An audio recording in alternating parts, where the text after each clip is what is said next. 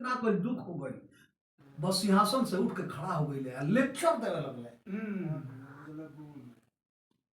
कि आए हुए देवताओं, इस बड़ी सभा में मेरा शंकर ने भारी उपहास किया है,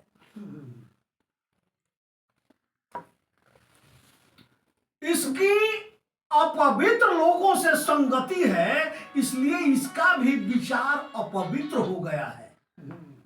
इसीलिए शमशान में रहता है, कभी रोता है, कभी हंसता है।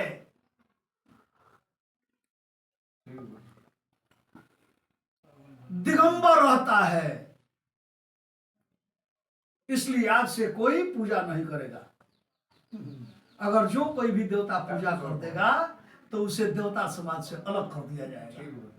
सब लोग हाथ उठा के समर्थन करी कि ठीक बा, हमने ऐसा करे, लेकिन ये काम पहले के करी,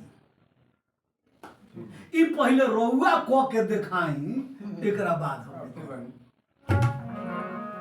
उहे प्रजापति दक्ष यज्ञ शुरू कैले, भगवान शिव के उपहास